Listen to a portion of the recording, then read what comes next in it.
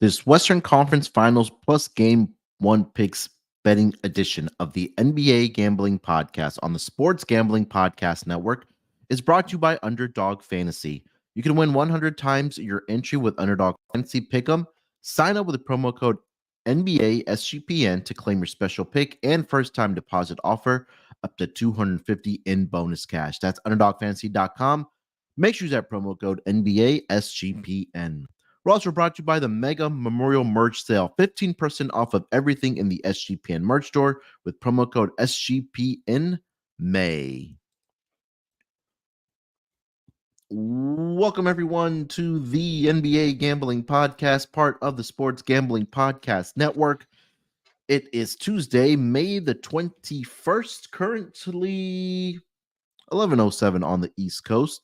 Here to get into the Western Conference Finals betting preview, plus the Game 1 picks that is going to be happening, or starting, I should say, on Wednesday between the Dallas Mavericks and the Minnesota Timberwolves.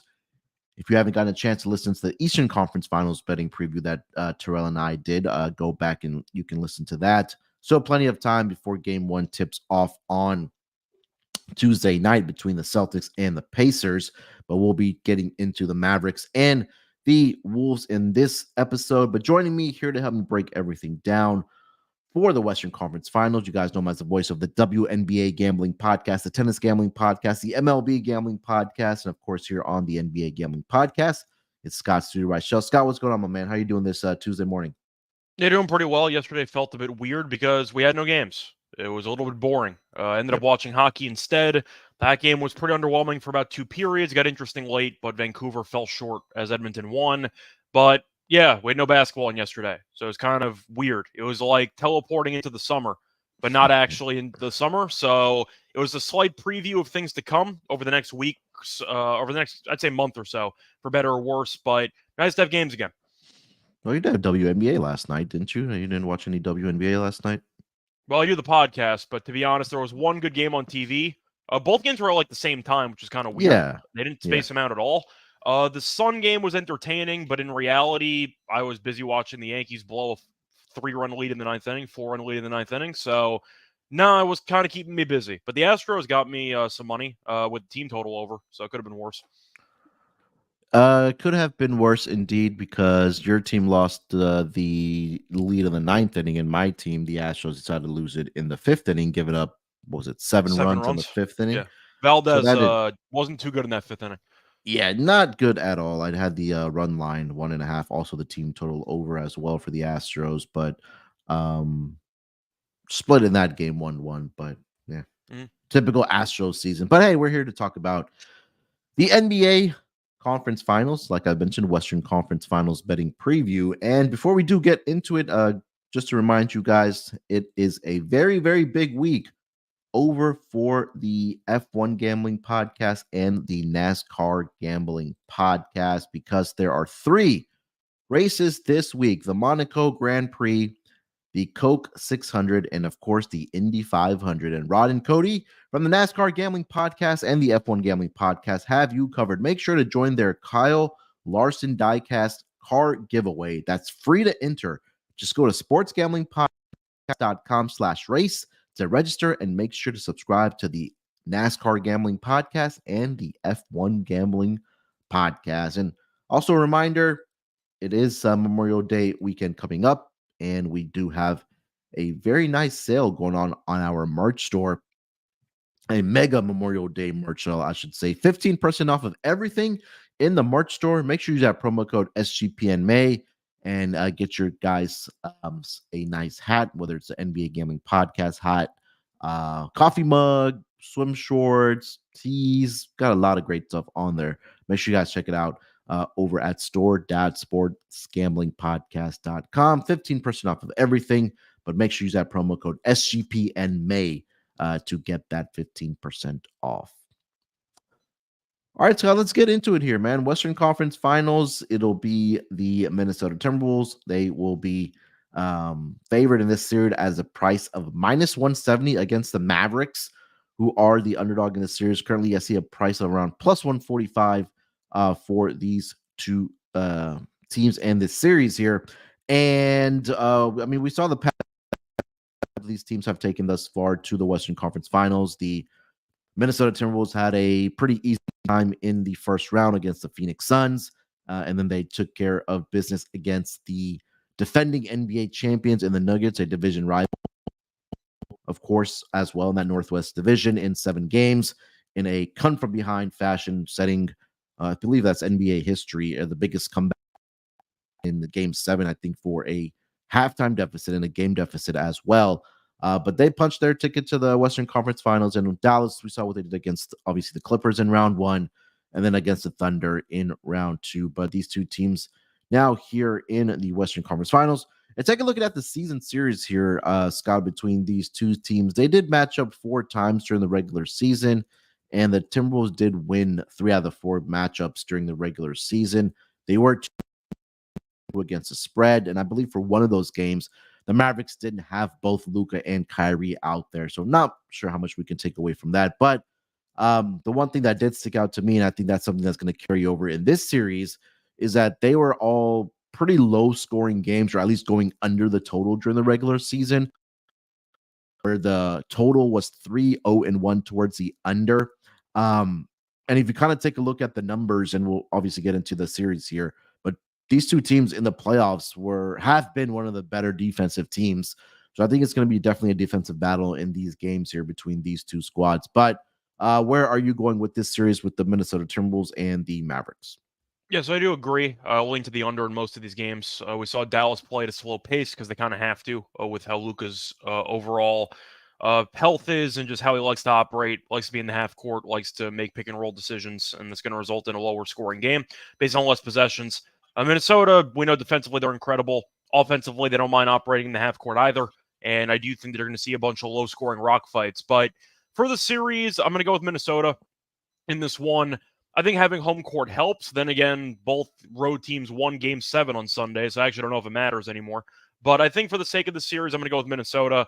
I kind of decided midway through watching that Nuggets and Timberwolves series while comparing it to the Thunder and Maverick series, whoever was going to win that Nuggets series, I was picking to make the finals. I just thought that those were the two best teams in the West, as far as I'm concerned. No disrespect to Dallas, because I recognize that they were able to win the series in 6 against the number 1 seed.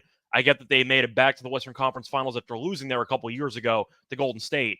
But just watching the two series unfold, I just thought the quality of basketball was higher in the Minnesota-Denver series than the Dallas-Oklahoma City one. So with that being the case, home court advantage, I guess, is a bonus. But once again, not sure if that matters too much. I am going to go with the Timberwolves, though. I think they're the better team. I think defensively they can really throw a lot of unique looks at Luka. And Kyrie was effective in Game 6. The problem was he took about 4 games off in the series. So I'm not sure if he's going to be going AWOL again or if he's going to actually show up and drop 20 in every game. We'll see what happens. But I think the main difference between the Thunder and the Timberwolves is the size differential. And Dallas was able to dominate on the glass for the entire series, which was a constant talking point. It's why we got so annoyed that the Thunder traded for Gordon Hayward instead of an actual center or doing anything to address the front court issues, because they got buried on the boards in the last, I think it was 5 games of that series. But we saw Lively and Gafford do well on the boards. Luka had a couple triple-doubles in a row. I just think with Gobert and Cat, Dallas will not be able to get as many second chance points, and I think that's going to be the story of the series. So I'm going to go with Minnesota. I think they're the better defensive team. I think that they definitely proved by coming back from 15-20 down in the defending champions' home building in a Game 7. This team's not going to be afraid of anything. I think they're ready to roll, and I think that they definitely have the right blend of talent on the roster to get this job done. I still think Dallas, even though they were able to get by with some role player contributions, they were pretty fortunate that PJ Washington turned into an all-star for about 6 games. I expect some regression there. Lively was very solid as well, so props to him for having a good series, but I just think that Dallas' supporting cast played a bit too well at portions in that series. I don't see that repeating itself. I'll take Minnesota. Probably if I had to guess in 6. 7 wouldn't shock me, but I think it's going to be a longer series. I'll go with Minnesota. Yeah, I've really been going back and forth on this series, and I think that the pure X's and O's matchup is going to be very, very fun to watch in this series, right? Like you mentioned that Dallas had a pretty easy time against the Thunder in the front court with Lively and whatever you got from Daniel Gafford in that series. More so Derek Lively, because he was absolutely phenomenal down that stretch in Game 6 for the Dallas Mavericks. Getting the second chance opportunities, the and ones, was able to knock down free throws, which hasn't really been his strong suit throughout the regular season. Um, I think though also, like you mentioned, the perimeter defense for the Minnesota Timberwolves as well, right? Like they can throw different guys at Luka. I think for me, when I go back and we look at the end of the series and whoever ends up winning, I think the X factors for Minnesota is going to be how well did Karl Anthony Towns play for the Minnesota Timberwolves and how well did Kyrie play for the Mavericks, like you mentioned, right? Because in round one against the Clippers, Kyrie was absolutely phenomenal. He, made his contributions alongside Luka, who, we know he's struggling with that knee / ankle, whatever the case might be for him. And it took him like you mentioned, 4 games, 5 games, pretty much until that third quarter in Game 6 and the fourth quarter for Kyrie to really show up. I think my question to you also, and I think this is kind of what also been going back and forth about, is who do you think has the better supporting cast? Is it Dallas or do you think it's Minnesota? It's pretty tricky. If I had to go with what I've noticed, I'll go with the team with the 6th man of the year in it. So I'll go with Nas, but Dallas does have some guys that can step up at various points. For example, a Josh Green type. Maybe Tim Hardaway Jr. gives you 1 game where he's worth a damn. Who knows? So they have some options. But in reality, just based on consistency factor, I'd probably lean Minnesota. I just think Minnesota, I know Kyle Anderson wasn't exactly playable at the end of that Nuggets series, but I think he can give them some good contributions off the bench. They just have a lot of guys that I think can give them good minutes. We saw Alexander Walker. We saw Naz Reid. They just have a couple of guys that I think I'll put it this way. I think the ceiling of the bench unit is higher for Minnesota than it is for Dallas. So I think Minnesota has the better bench. I think you can argue that Dallas has a lot of guys who can give you minutes. I'm not sure if they're going to be good minutes or not, but they have a decent amount of guys that can give you playing time in case of foul trouble or maybe just in case of different looks and you want to experiment. But if you're asking which bench unit I think is better, I would lean to Minnesota because I do think they're the more consistent unit. Yeah, I think that's what is the point that I was not really struggling with or trying to figure out for Dallas, is that are they going to have guys coming off of the bench or guys outside of Kyrie and Luka give them consistent minutes and consistent production throughout the series? And I think that's what's going to separate, I think, these two teams, because we know Anthony Edwards is going to do his thing. We know Luka is going to do his thing. Kyrie, I do expect him to show up in the series, but I hope he does. Yeah, he's going to have to. I'm not sure if PJ Washington will be able to continue doing what he did in round 2.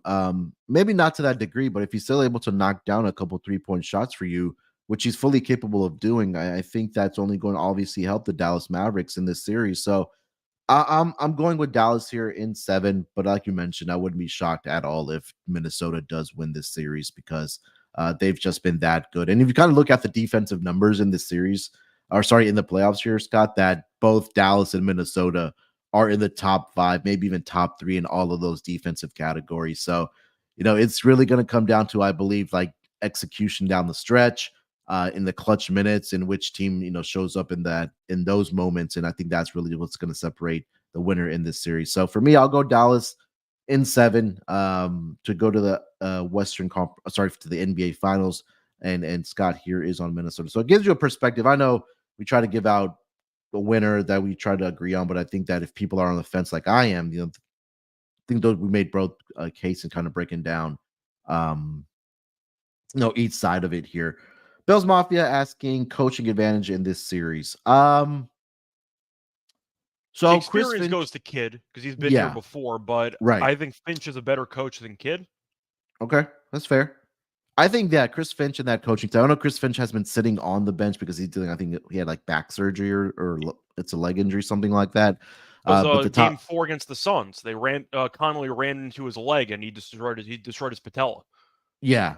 So he's been sitting on the bench, and the lead assistant has been the guy that's been up and down the sideline for this team. But it also goes back to Game 7, right? Like at halftime against the Denver Nuggets, like they made those adjustments coming out of the second half where they outscored the Denver Nuggets, 60 something, like 30. They held them to I don't 37 remember the points. exact score, but it was an absolute clinic. Yeah, I think they held them to like 37 points in that second half, which, and again, we've talked about a lot, and I've mentioned this a lot. Like when you're advancing further and further in the playoffs, is do you have a head coach that can make those adjustments? Obviously, health is another thing for a lot of these teams, but you also need a competent head coach who can go out and make those adjustments from team to team or from game to game and from series to series, because like obviously you're playing a new opponent as you advance further. So I'm really excited about this series. I'm more excited about obviously this one than the Eastern Conference Finals. But before we get into some more serious props and things like that here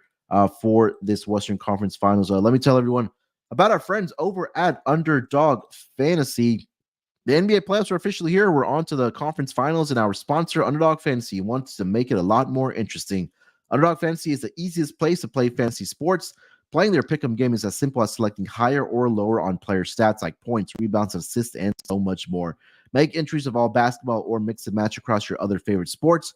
You need to win up to 100 times your money, and it's a ton of fun. Underdog is available in states, including California, Texas, and even Canada. Underdog will be running a ton of different promos, bonus cash airdrop specials, giveaways, and more throughout the NBA playoffs. So make sure to follow at Underdog Picks on Twitter to keep an eye out. Underdog, like I mentioned, is available in 30 plus states, including California, Texas, and Canada. And they just launched Champions, their player versus player format in Florida. So sign up with promo code NBA SGPN to claim your special pick plus first time deposit offer up to $250 in bonus cash. That's underdogfantasy.com. Make sure you use that promo code NBA SGPN. All right, Scott, let's look at some of these series prop bets in this Western Conference Finals, whether it's total games, whether it's a series spread, anything in particular looking at that intrigues you here? Well, it's going to segue into Game 1, but I do think Minnesota to win Game 1 and the series at plus 105 is intriguing. Even though I like Minnesota to win the series, I'm not laying 170. I don't see any value on that. The way that I'm looking at it is I think Minnesota will be able to build off of that showing they had against Denver, being down 3-2, winning the last 2 games in really just thrilling fashion. I mean, Game 6, and nobody thought they'd win by 40. They won by 45. And then Game 7, everyone thought they were dead at halftime, and they came back and ended up winning the game in massively just an overall impressive, unprecedented comeback in Game 7 before for a road team. So definitely, I do think momentum is going to be built from that, and I do think that the crowd will be amped, but it's mostly Dallas being terrible in Game 1s with Jason Kidd. We're going to talk about that in a second, but I do think that getting Minnesota to win Game 1 and the series when we've seen Dallas basically punt the first game of each of the first 2 series up to this point, I think there's value on that. So I'll try to save 75 cents with the Timberwolves to win the series, and I'll take them to win Game 1 and the series at plus 105. Yeah, I think you take a look at the situation that the Pacers are in on Tuesday night, that they only had one day off in between Game 7 and playing on Tuesday night for Game 1 of the Eastern Conference Finals, where Minnesota gets 2 days off. They played on Sunday, they get Monday off, they get Tuesday off. So I think that obviously that extra day is really going to help the Minnesota Timberwolves. And like you mentioned, in Game 1 under Jason Kidd, the Dallas Mavericks have just not been very good. I did see that since the 2019 season in the playoffs, when the Dallas Mavericks have played in the playoffs, 1-6 straight up, 1-6 against the spread, 6-1 towards the under in Game 1s, and do a great job of making those Game 2 adjustments. But the numbers are right there in front of us. At Game 1, the Dallas Mavericks are not very good, to say the least. So, I think that's a good way to save some cents there and get that at around plus 105 right now is what I see on DraftKings for the Minnesota Timberwolves. Since I like Minnesota to win Game 1, Dallas to win the series at plus 425. But I think And I gave this out as a best bet yesterday on the pod for the total games for the Pacers and the Celtics at over 5.5 at plus 145. The series it's set at 5.5 for this series as well, but it's at minus 160. I mean, if you don't mind laying the juice, that's something that I really do like in this series. Again, it's either going to be in 6 or 7 games, in my opinion, for both of these teams. Because Dallas plus 2.5, that's minus 2.5. Minnesota, if you'd like him on the series spread to get this done in 6, is at plus 125 on the series spread. But if you want to go the exact outcome for this series, the Timberwolves to get this done in 6. Let me see here. Where are we at? Yeah, so Minnesota in 6 is 5-1, and then Minnesota in 7 is the favorite right now at plus 380. So, yeah, if you're betting on Minnesota, then those are some of the different ways you can really attack this series and get you some nice plus odds for this Western Conference Finals. Anything else you're looking at here, Scott, before we get to game one? Not really. I was thinking of looking at who would be the leading point scorer in the series. Luka's minus 115, Ant is plus 125. I think Luka's too cheap at 115. I think if Luka's going to end up leading Dallas to a competitive series, then you're probably looking at Luka averaging about 30 in the series. The thing about Minnesota is that Ant, even though we saw how great he can be at portions in the Nuggets series, the question is he's going to have an off game. Is he going to have that one game, maybe not necessarily a bad game 7 shooting like we saw a couple days ago, but I do wonder if Minnesota will try to, I don't want to say defer a bit more to Cat, but at least let other guys cook a bit more, and that was successful against Denver. I feel like the ball's always going to be in Luka's hands. I'm not sure the ball's always going to be in Ant's hands, at least to the same amount that it is in Luka's. So I think 115 is a decent price. I think it was minus 140 on DraftKings. I know it's the chalky play, and I know that Minnesota's a great defensive team, but I do think that minus 115 for Luka to be the leading point scorer when he averaged over 30 in the regular season for I don't know how many years in a row at this point. I think minus 115 is a cheap price. Yeah. If you had to price that, what would you put it at, though? Like Luka to be leading point scorer, probably like 150? I would think so. I think 115 is a bargain. Minus 150, it would be north of minus 150. Minus 150 at minimum. That's a little cheap. Yeah, and I think for Edwards is like he had an incredible round 1, and he had one game where he was just bad of the 4 games. It was game 2, I believe, 3 of 12, but they still ended up winning that game. He only had 15 points. If you take a look in round 2 against Denver, there were a couple games in there where scoring-wise, he was below 20 points. So 3 out of the 7 games, he was below 20 points.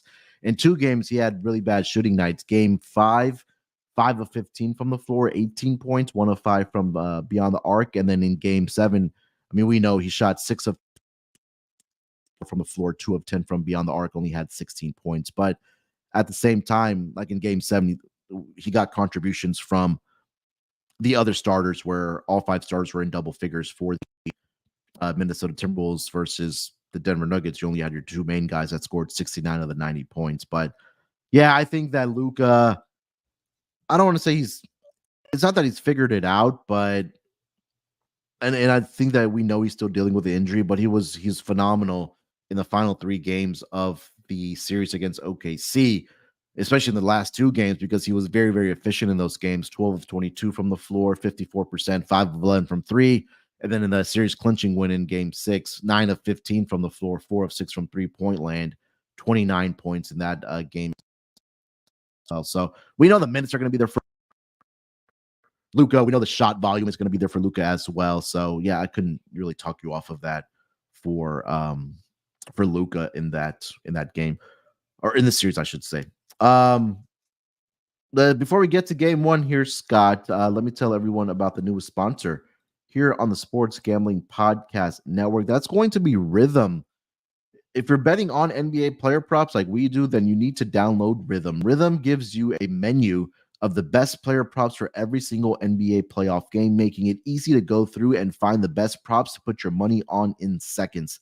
Rhythm's predictions are backed by over 3 years of data and a team of data scientists and quants that focus on fine-tuning our algorithm to give you the best at winning. Rhythm pairs its predictions with player prop graphs to help you feel even more confident in your picks, which you can make wherever you normally place your bets or DFS picks as well. From superstars to bench players, Rhythm finds the best players lines, all backed by AI data without you needing to endlessly scroll through a sports book. Rhythm also allows you to create your own NBA model so you can get AI backed money line, spread, and total picks for every playoff game. So start a free 7-day trial and start winning with your NBA player props with Rhythm, available wherever you do get your apps. All right, Scott, game one on Wednesday night between these two teams. Let's get into the picks for game one right now. As it stands, the Minnesota Timberwolves are a 4-point favorite in this game one on their home building, I should say, with a total of 207. The number has climbed up a half a point in this game. What are you thinking about game one here? No serious injury news in this series, at least, but pretty healthy squads. Game one, Minnesota -4. What do you think? Yeah, I'm going to go with Minnesota. We've seen Dallas punt away 2 game ones. I'm not going to reinvent the wheel here. Dallas has lost each of the first 2 game ones by double digits in the postseason, so I'm not going to assume they suddenly show up for game one.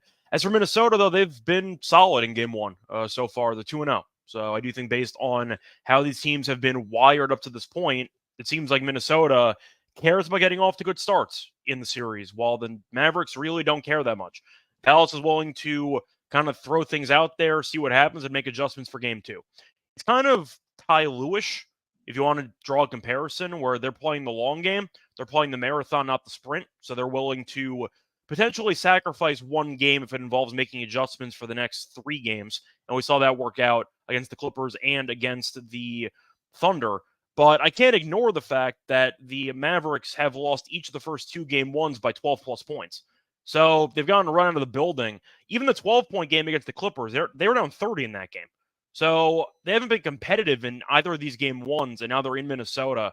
I'm not sold on that potential for a prospect for Dallas. I mean, I think you're looking at Minnesota probably getting out to a 1-0 lead. I think they're going to bring the intensity. I think Dallas is going to make some adjustments, but it might take some time, and that'll result in potentially losing game one by 10-plus points. Based on the form of these teams, though, Minnesota's been a much more trustworthy option in game one, and they're at home. That's good enough for me. I'll go with Minnesota -4. Yeah, I think the interesting part is going to be if Dallas does anything in game one, because like we mentioned, or like I mentioned, the numbers at least for the Mavericks in game ones has not been very good. 1-6 against the spread, 1-6 straight up. Trying to find the exact final scores here. I can't even for think of what those the one games. was. When was I the want to one? say it was last season or the season prior. No, they didn't make it last year. Let me see if I can find it here quickly. Eastern Conference final year, maybe? Yeah, let's see here. But I'm wrong. I don't remember. I just don't remember. I'm trying to think of who they even faced off in the playoffs against. Yeah, it probably was a while back. Oh, wait a second. I know what it was. It was the Clippers series they lost. Or was that Rick Carlisle who was the coach at that point? When they went up 2-0 on the road and they ended up losing the series in 7? That might have been Carlisle as coach, actually, so I'm not even sure. All right, here we go. So the one win was, against the Clippers back in 2021, which was the Western Conference Finals, I believe. And that was the No, it wasn't the finals because the Clippers never made it. Yeah, so that was in 2021. So I think it was a year after that where they won game one, and that's been their lone win in game one. But so since then, Scott, they've lost 5 straight game ones. They lost to the Jazz in round 1. They lost to the Suns. They lost to the Warriors in the Western Conference Finals. And then this season, obviously, they lost to the Clippers. And then they lost to the Thunder in the conference semifinals as well. So a little bit of a pattern there for Jason Kidd and the Mavericks here. So, I'd lean to the Wolves side here as well, having that extra day off in between that game 7, and playing game 1, I think is really beneficial for them, obviously as well. I don't agree. I think you agree with this as well, that the total is going in the wrong direction. I do think that we'll see this be a rock fight throughout this series because both of these defenses have been really, really good. Not only during the regular season, but that's carried over into the playoffs as well. We know what Minnesota has done. Dallas, looking at their numbers and their metrics, their advanced numbers defensively has been really good as well. So I do like the unders 207 in this game. You have any thoughts on the total for game one? Yeah, it's under a pass. Dallas, I think total under might be worth a look because they have scored less than 98 points in both game ones so far this postseason. We think it's going to just be an absolute grind. I mean, both teams defensively have been very solid. Minnesota defensively has been great. We know how good that defense can be.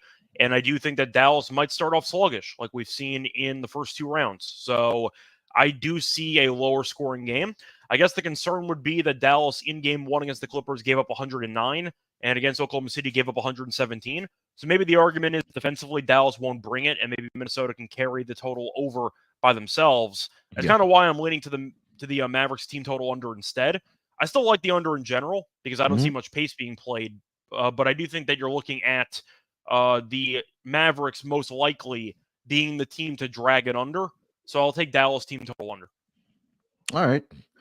Couldn't talk you off of that because, like you mentioned, in the first two rounds in game ones, they've scored 95 and 97 points. So averaging 96 in game ones, at least in this year's playoffs. And then prior to, if you want me to just quickly read off the numbers here, 110, 113, 93, 114, and then the last three game ones, 87, 97, and 95. So yeah. All right.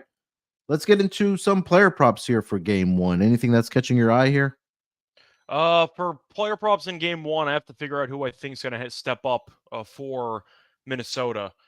I feel like Ant's the obvious choice, especially after he was atrocious in game seven offensively. So you're hoping that offensively he'll be able to get back on track. But I think for the sake of player props, I might be focused on some role guys that I think might step up in this game. I like Naz Reid, for example.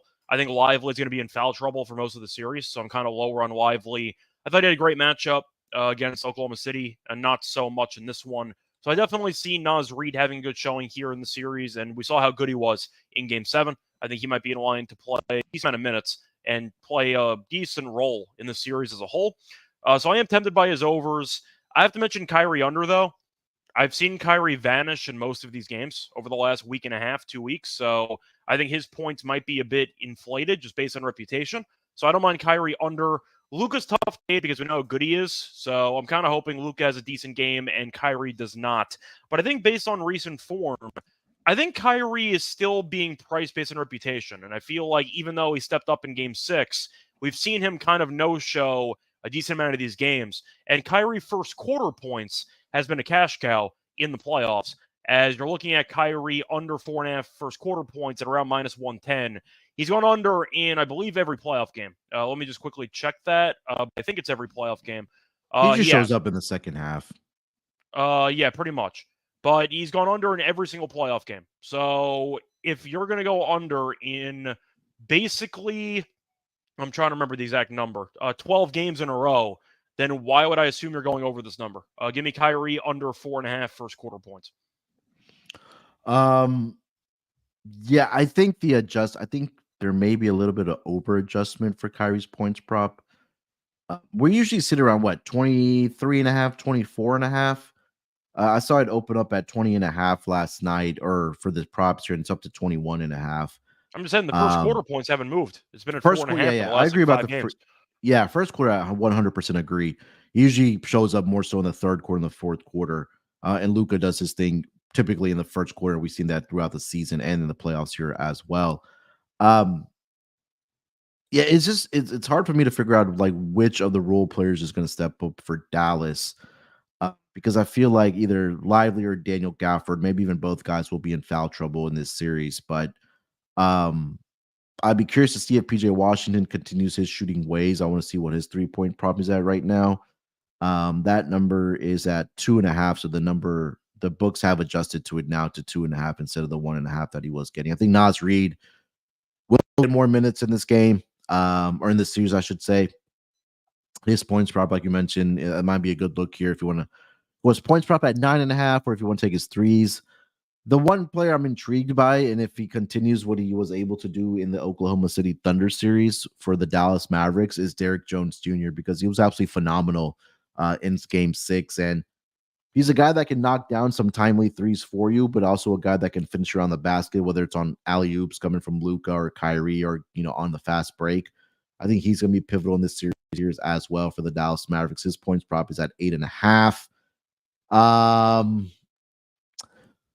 And I really don't like looking at regular season stats because the intensity on the defensive side is a lot different regular season compared to the playoffs. But Luka, in the 2 games that he did play against Minnesota this season, did have 39 points and 34 points. But I'm going to be curious to see how the Timberwolves play him defensively in this series, which kind of tempts me to get his turnover props as well in this game here as well. Maybe as the season or as the series progresses, we get a number and see what the defensive matchups will be for Luka. But his turnover prop right now is at 4.5 at plus 124. So a couple there.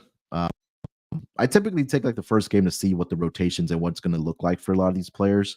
So not a lot jumped out to me, at least for Dallas and Minnesota. I feel like I feel like make an emphasis to get Kyrie going here a little bit in game 1, because he did score 20 in game 1 against the OKC Thunder, and he had like I want to say 30 something against the Clippers. But a lot of it, I think, for the Dallas success on Kyrie, so that's definitely something I'm going to be keeping my eye on for sure. Yeah, he had 31 against the Clippers, and then he had 20 against the Thunder in game 1, which would still put him under for the points prop right now, which is pretty much at 21.5 for game 1. All right, what else, Scott? Anything else you like for player props? Just looking at the other options, I'm wondering who on Minnesota is going to dominate on the glass, because I think that it's going to be a pretty bad series for either Lively or Gafford. I got to figure out which one I think is going to struggle. Maybe both. But I am wondering if I should be tempted by a Gafford under, because he tends to be in foul trouble. So does Lively, honestly. Yeah. So I am wondering which one I want to potentially go with for a fade. You have any thoughts on which one's less likely to be an impact player in this game 1 or maybe series between Gafford and Lively? I would probably go with Gafford. To be less likely? Because we saw, less likely to be impactful. But I think we saw it down the stretch as well, right? In game 6, that it was Derek Lively that was out there. And I'll go back and see if Gafford was in foul trouble in that game 6 in particular, because Lively was just so good in that late 4th quarter for this team. No, he didn't. I mean, in 19 minutes in game 6, he didn't have any fouls, did Daniel Gafford. But I think Derek Lively will get the more minutes here, and hopefully he's able to stay out of foul trouble, because he does make such a difference for them defensively. But both of those guys right now, they are set at 6.5 on their rebounding prop, and it's at plus 114. So, Luka's rebounds are at 8.5. That's a little bit curious there. Yeah, I want to say he's been pretty good against Minnesota rebounding the basketball. He's been great at rebounding in general, but I am trying to think of any other props I'm tempted by. I see Cat under 3.5 assists is at minus 130. He's gone under in 8 of the last 10, and in the head-to-head, he has been kind of limited when it comes to assists. Looking at his numbers, he has had less than 4 assists in 3 of the 4 head-to-head meetings, 3 of the last 4 head-to-head meetings, and the potential assists have not been good either. I think Cat under assists is worth consideration at 3.5 at minus 130. All right. Before we get to picks here, I wanted to ask you that: does Rudy Gobert play himself off the floor in this series, that the Mavericks come out and just pick and roll him to death, or do you think that he'll be effective in this series? I think he'll be effective. I feel like it was a situation for Denver where he had problems because he couldn't guard the opponent's center. It's not going to happen in this series. So I do think that Gobert, worst case scenario, will be able to park himself in the lane and try to impact shots. And now the question is, what about pick and roll defense? Is Luka going to kill him? We saw that happen a couple years ago. Maybe. I don't really know what the other alternative is. You're going to throw Naz Reid out there and hope that Reid can guard on the perimeter a bit more. I mean, Luka's Luka. I mean, at some point, he's Yeah. going to make some plays that Yeah. you can't guard. It is what it is. But I don't think he's going to be played off the floor. I think the issue that he ran into in that Denver series was Joker just ate him for breakfast. And it was a matter of, can Gobert give you anything if he's not going to stop the opponent's center? That's not an issue because Gafford really has no offensive talent. Lively is a rim runner who doesn't really have any offensive talent either. So I think you're looking at Gobert probably being effective in the series. He's going to have some moments where it's going to look really bad in pick and roll defense, but I still think he's good enough as a whole with his ability to impact shots, just based on intimidation and his ability to block shots, best case scenario, to avoid being benched outright. So I think it's actually going to be a decent series for Gobert. Do you feel the same way, or you were just playing devil's advocate?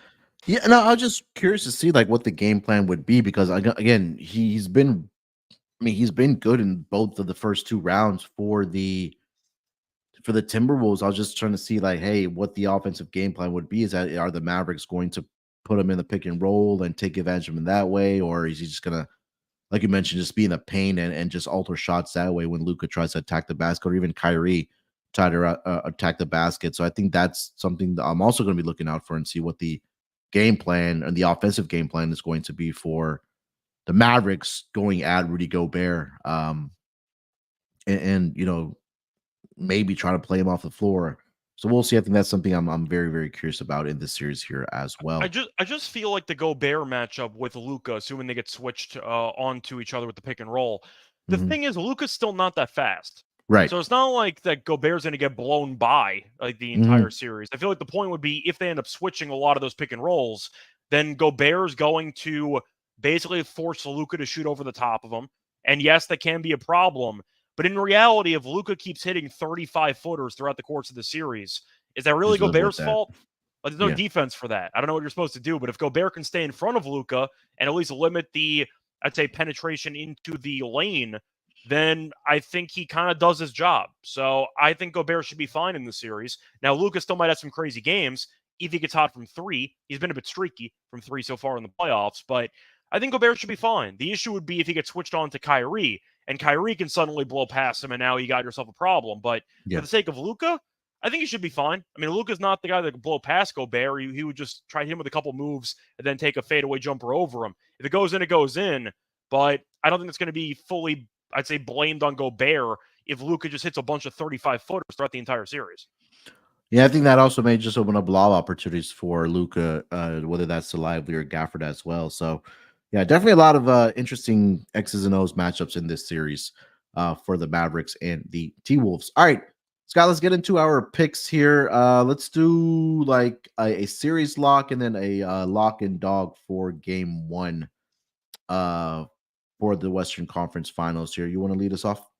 Well, I think the lock would be the over 5.5, but the point is it's minus 160. So I don't know if I actually want to take that or not. Instead, I'll go with the safer play, or I should say that's the safer play. I'll go with the value play as far as I'm concerned instead. Give me the Timberwolves to win game 1 and the Timberwolves to win the series at plus 105. I just think that whoever won the Denver and Minnesota series was going to have an edge just based on watching those 2 series unfold. Dallas won the series against Oklahoma City. Oklahoma City was an extremely flawed 1 seed. And Dallas didn't look great in some of those games, especially late. They were fortunate in some cases, even blowing game 4 that they should have won. Then they had the PJ Washington foul at the end of game 6. It just felt like even though Dallas won, they kind of escaped by the skin of their teeth. And you're looking at Minnesota, and yes, they came back from 3-2 down, but it felt like nothing about it was fluky. It just felt like Minnesota went in there, had a great defensive game plan, shut down the best offensive player in the entire league, for the most part in the last couple games, and just kind of took care of business. And I just think Minnesota is going to be able to really frustrate Luka and Kyrie and company. And I think that's going to be the story of the series. So give me Minnesota to win game 1 and the series at plus 105. For my lock for the actual game 1, I am going to double down. I am going to go with Minnesota game 1 minus 4. Dallas has gotten buried in back-to-back game 1s. I'm not going to suddenly expect them to show up for this one. Give me Minnesota with the crowd to come out firing. Maybe A-Rod sitting courtside, who knows? But give me Minnesota minus the 4 in game 1.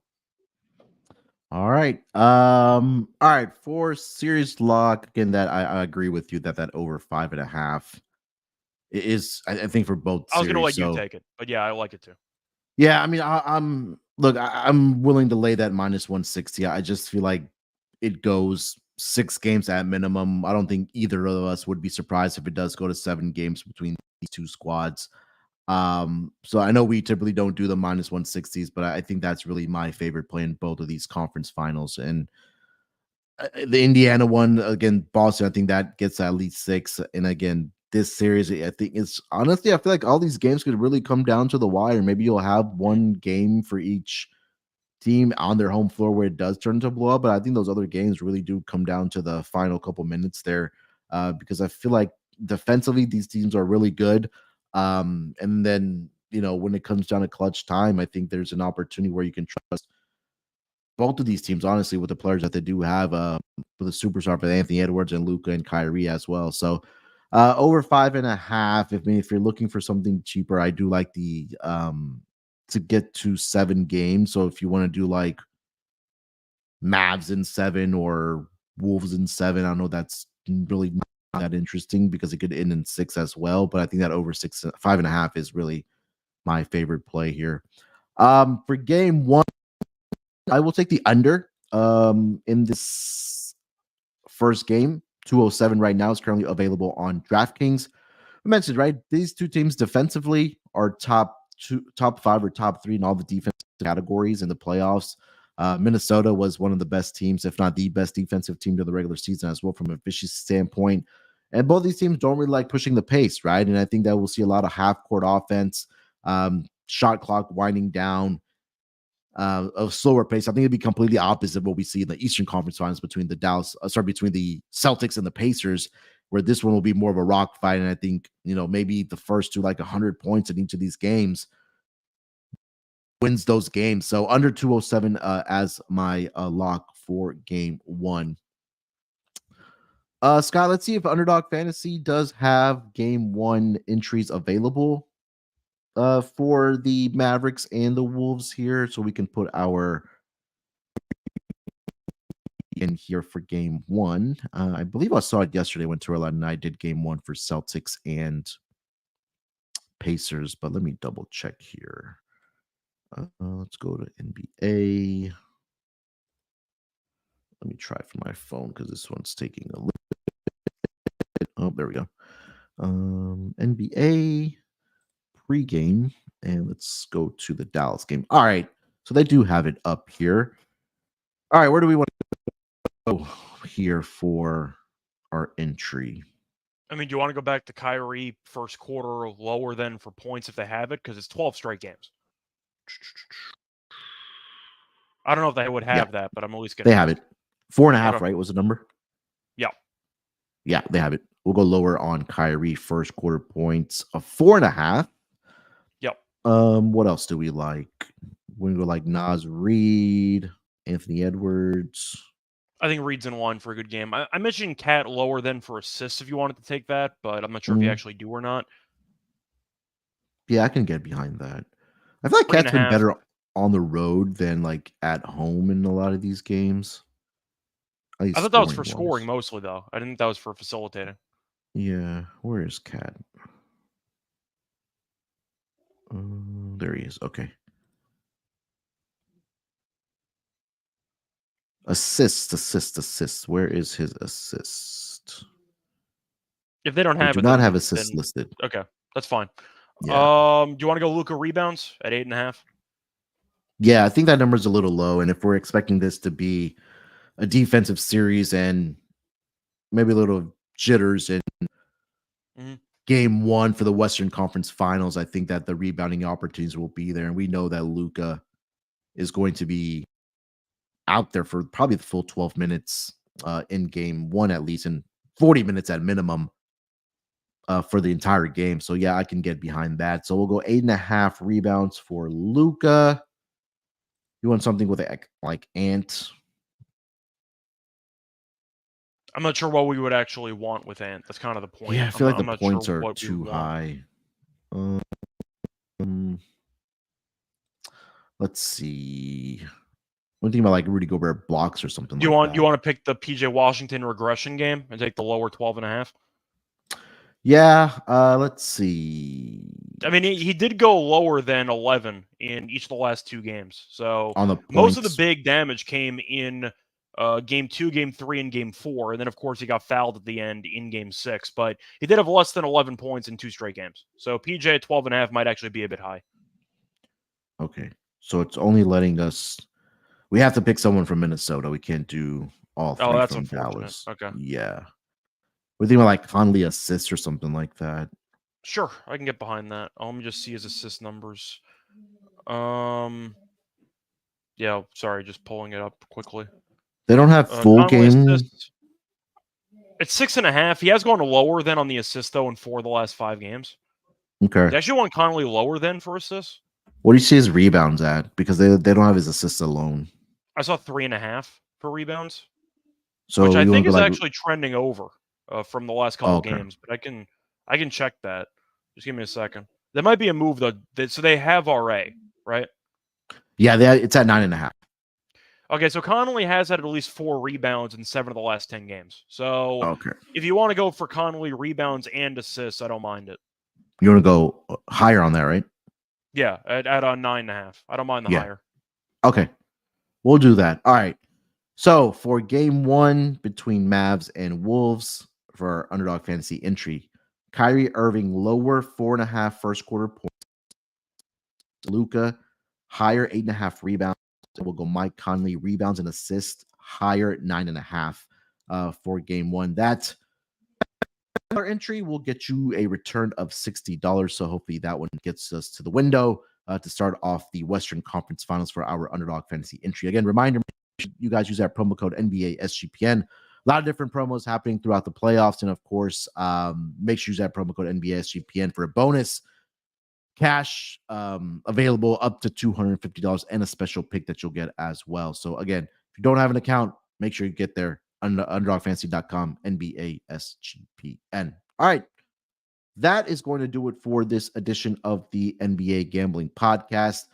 Both conference finals previews and game 1 picks in the books. If you haven't already caught the Eastern Conference Finals, you can go back and listen to that before it tips off on Tuesday night, and plenty of time for you guys to get here to the Western Conference Finals betting preview and also game 1 picks that will start on Wednesday night in Minnesota. Scott, anything else you want to mention before we get out of here? Not really. I'm looking forward to the series. Should be fun, and looking forward to games tonight. Yeah, it should be a lot of fun. Again, game 1, Eastern Conference Finals tonight, and then we'll have games going on every single night for the conference finals till we find out who will be indeed playing in the NBA Finals this season. All right, we'll be back tomorrow in some form, or for Scott and Terrell, I should say, for the NBA Gambling Podcast. So look out for us then. Till then, good luck with your bets. Let's break these books off and let it ride.